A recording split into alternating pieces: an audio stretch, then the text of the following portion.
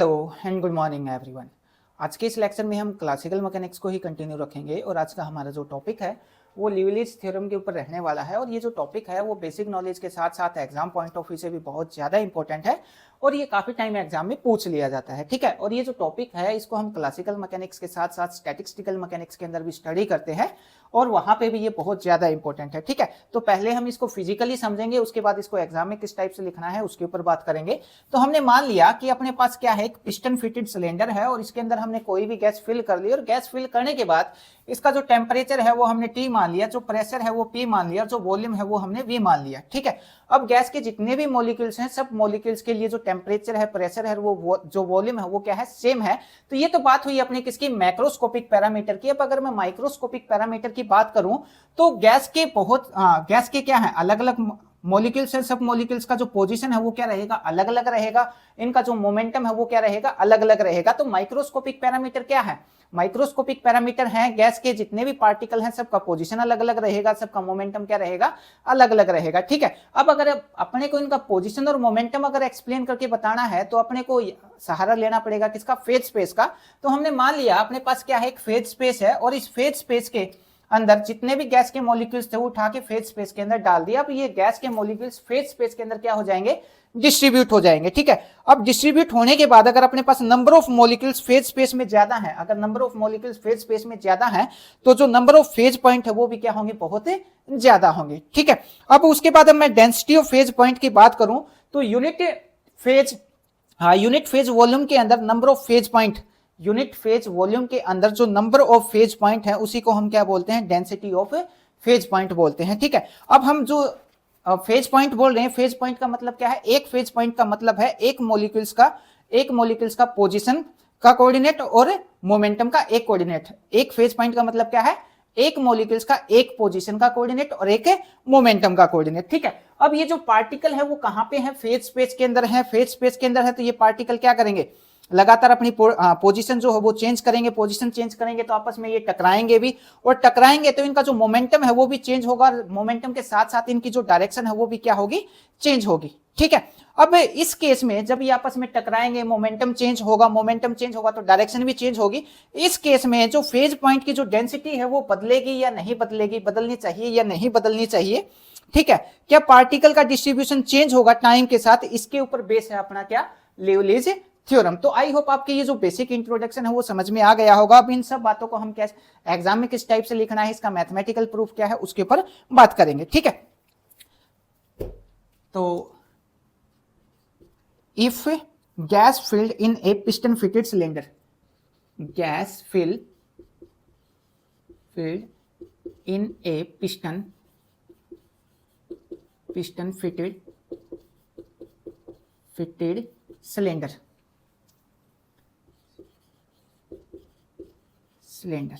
हमने एक सिलेंडर लिया पिस्टन फिटेड और उसके अंदर एक गैस फिल कर ली। ठीक है, उसके बाद देन P, V और T are macroscopic parameters,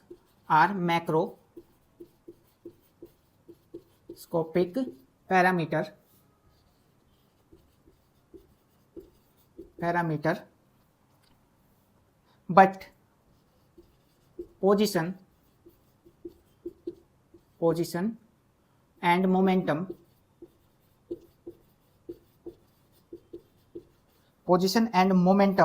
of each molecules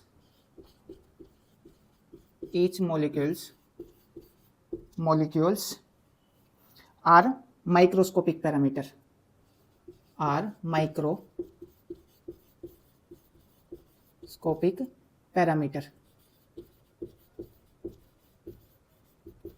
हमने जो अब तक समझाया था वही हम लिख रहे हैं और ज्यादा कुछ नहीं है।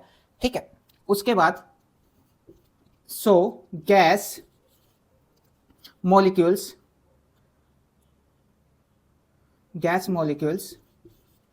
distribute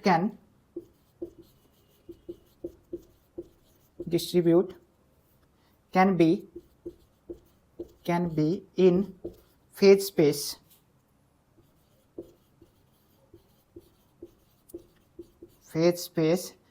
the coordinate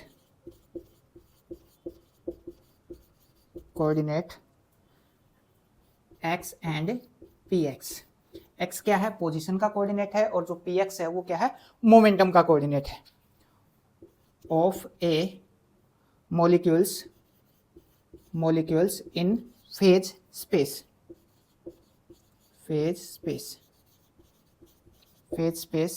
is known as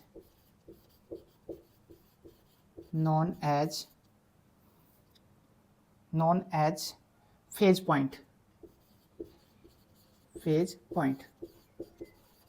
और फेज पॉइंट का मतलब क्या है, एक फेज पॉइंट का मतलब है कि अपने पास जो एक गैस का मॉलिक्यूल है उसका एक पोजीशन का कोऑर्डिनेट है और एक मोमेंटम का कोऑर्डिनेट है। उसके बाद नेक्स्ट पॉइंट में क्या है, so there are large number of phase point. So there are large number of phase point so number of phase point are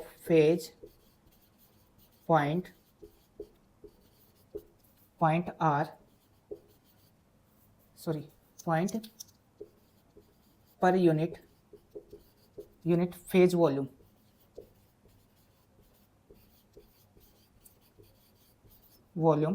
defined as density of phase point, density of phase point। ठीक है, तो ये तो इसका हुआ theoretical concept, इतना ही आपको लिखना पड़ेगा। उसके बाद मैथमेटिकल जो है उसके ऊपर बात करेंगे। और जो लिवलिस थ्योरम है बेसिकली इसकी दो स्टेटमेंट है जो अपने को प्रूव करके बतानी है। तो जो फर्स्ट स्टेटमेंट है उसके ऊपर बात करते हैं, केस नंबर फर्स्ट पे।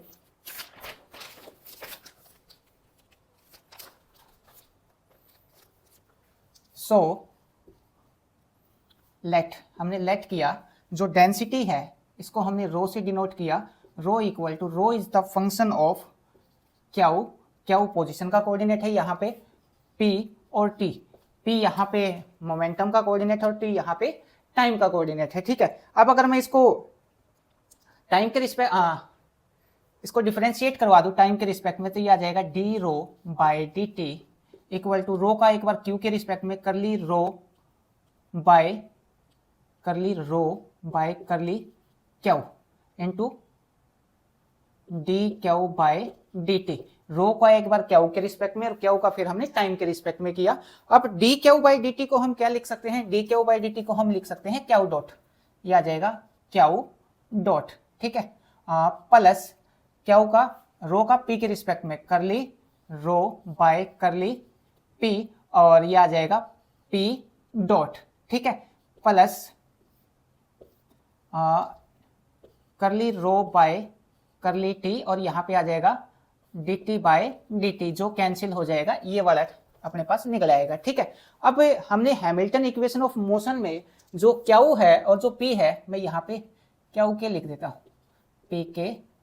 ठीक है, क्यू के और पी के की हमने वैल्यू निकाली थी कहाँ पे, हैमिल्टन इक्वेशन ऑफ मोशन के अंदर। तो वहां का जो रिजल्ट है यहाँ पे यूज करेंगे, यूजिंग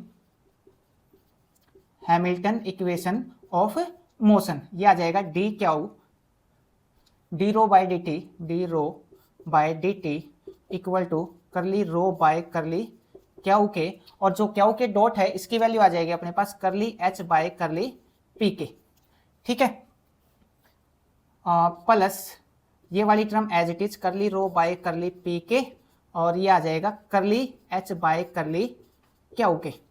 ठीक है, और ये वाली जो टर्म है वो एज इट इज प्लस करली रो बाय करली टी। अब ये जो टर्म है अपने पास, ये टर्म हमने जो पॉइजन ब्रैकेट है वहां पे पढ़ी थी, इसको हम क्या लिख सकते हैं, ये पॉइजन ब्रैकेट बन जाएगा किसका, D rho by D T, इसको हम बोल सकते हैं ये पॉइजन ब्रैकेट बनेगा रो का और एच का। ठीक है, प्लस ये वाली जो टर्म है वो एज इट इज लिखता हूं, D rho by D T. ठीक है, तो एक रिजल्ट अपने पास ये निकल के आया यहां पे। ठीक, उसके बाद हम केस नंबर फर्स्ट की बात करते हैं, जो फर्स्ट स्टेटमेंट है लिवलिस थ्योरम की, उसको समझने की कोशिश करते हैं। केस फर्स्ट, और केस फर्स्ट के अंदर हमने क्या मान लिया, इफ जो रो है अपना वो फंक्शन हमने क्यू और पी का मान लिया, rho is the function of Q and P. अब क्यू एंड पी का फंक्शन है तो देन अगर क्यू एंड पी का फंक्शन है तो ये वाली जो टर्म है वो कितना हो जाएगी, 0 हो जाएगी। तो हमने यहाँ पे लिखा curly rho by curly T equal to कितना आ जाएगा अपने पास है 0, ठीक है। और ये जो dp bye D rho bye dt जो है वो किसके इक्वल आ जाएगा, ये वाली टर्म तो क्या होगी 0 होगी, इसके इक्वल आ जाएगा रो और h, ठीक है। अब अगर ये वाली टर्म इक्वल टू 0 है, मान लिया ये वाली टर्म अगर इक्वल टू 0 हो तो ये वाली टर्म भी किसके 0 के इक्वल हो जाएगी। तो हमने यहां पे लिखा if rho h equal to 0 then d rho by D T equal to 0, और यहां पे जो रो है वो क्या आ जाएगा, रो इक्वल टू कॉन्स्टेंट, ठीक है। अब हम यहां पे क्या बोलेंगे, अपने जो फेज पॉइंट की डेंसिटी है वो कांस्टेंट रहेगी। सो density of phase point remains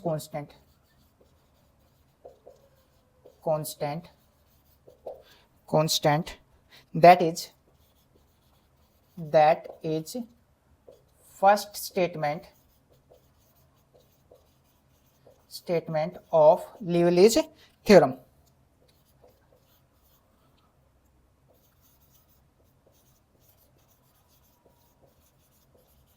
ठीक है, तो ये क्या है, फर्स्ट स्टेटमेंट है। उसके बाद सेकंड स्टेटमेंट की बात करेंगे, ये साइड वाला आप नोट कर लीजिए या फिर आप स्क्रीनशॉट ले सकते हैं। मैं इसको साफ कर देता हूं।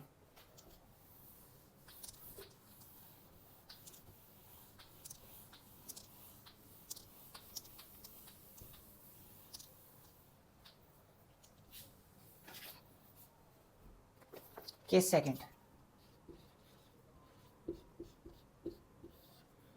सेकंड में हमने क्या मान लिया, एक स्मॉल फेज वॉल्यूम मान लिया, स्मॉल फेज वॉल्यूम, और स्मॉल फेज वॉल्यूम मान लिया हमने डेल गामा, ठीक है। और डेल गामा की जो वैल्यू है डेल गामा, अब ये क्या है अपने पास फेज वॉल्यूम है, तो ये किसके इक्वल हो जाएगा, ये आ जाएगा डी क्यू और डी पी के, हमने इसकी वैल्यू मान ली, ठीक है। तो अब नंबर ऑफ फेज पॉइंट कितने हो जाएंगे इस फेज वॉल्यूम के अंदर, ये अपने को निकालना है। नंबर ऑफ फेज पॉइंट कितने हो जाएंगे इस फेज वॉल्यूम के अंदर, ये अपने को निकालना है। तो नंबर ऑफ फेज पॉइंट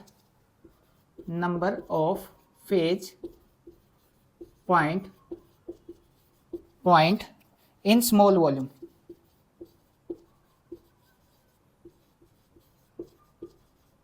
ये निकालना है। तो अपनी जो डेंसिटी है, डेंसिटी क्या होती है, डेंसिटी होती है अपनी quantity of matter divide by total occupy space, और क्वांटिटी ऑफ मैटर के अंदर क्या आ जाएंगे अपने पास, number of particle del N, और जो वॉल्यूम है वो कितना डेल गामा। यहां से अपने को क्या निकालना है, नंबर ऑफ फेज पॉइंट निकालना है। नंबर ऑफ फेज पॉइंट निकालेंगे तो डेल एन की वैल्यू निकाल लेते हैं, ये आ जाएगा अपने पास रो, डेल गामा को उस तरफ लेके जाऊंगा डेल गामा, ठीक है। अब अगर मैं इसको टाइम के रिस्पेक्ट में डिफरेंशिएट करवा दूं बोथ साइड, तो डिफरेंशिएटिंग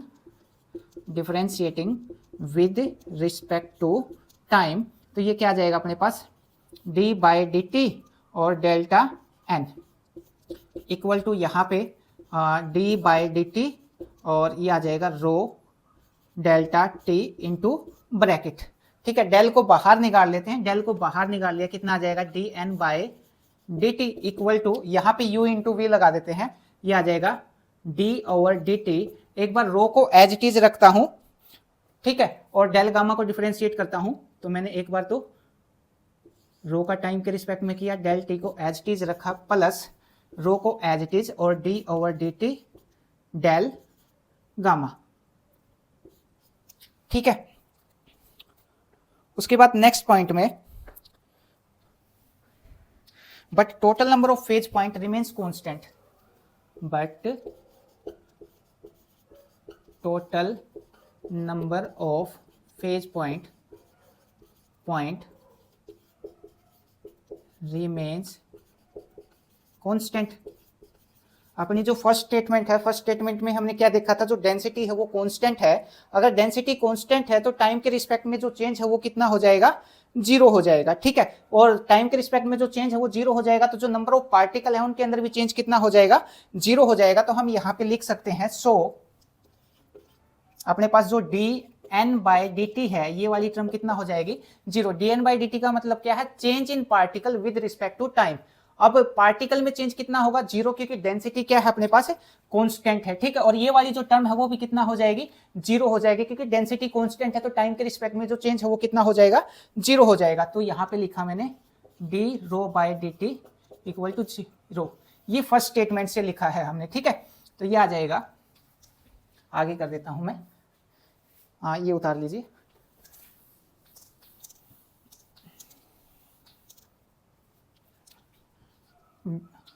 dn/dt जीरो हो जाएगा, इक्वल टू ये वाली टर्म भी जीरो हो जाएगी, प्लस रो, और क्या बचा अपने पास, डेल्टा बाहर निकाल लिया, d/dt, ठीक है। और यहां से क्या लिख सकते हैं, रो डेल d/dt इक्वल टू कितना आ जाएगा, जीरो। रो तो जीरो का इक्वल हो नहीं सकता, कौन सी टर्म जीरो इक्वल हो जाएगी, d/dt जो है वो किसके इक्वल आ जाएगा, जीरो के इक्वल आ जाएगा, ठीक है। अब नेक्स्ट में ये वाला रिजल्ट डेल यहां पे बाहर है, ठीक है।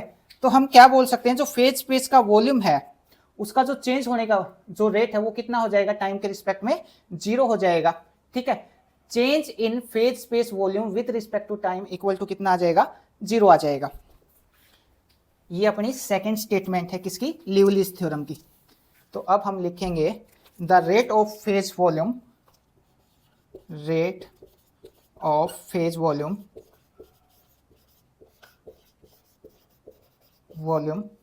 Remains constant. या फिर एक स्टेटमेंट और लिख सकते हैं हम इसकी, और यह आ जाएगा, so rate of extension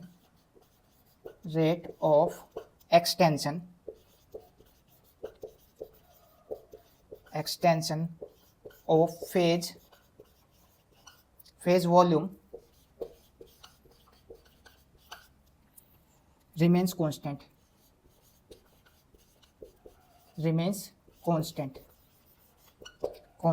that is the second statement of Liouville's theorem, ठीक है। अब अगर इसमें से आपको कोई भी पॉइंट या कोई भी बात समझ नहीं आई हो तो आप मैसेज करके या फिर कमेंट करके पूछ सकते हैं। Thank you.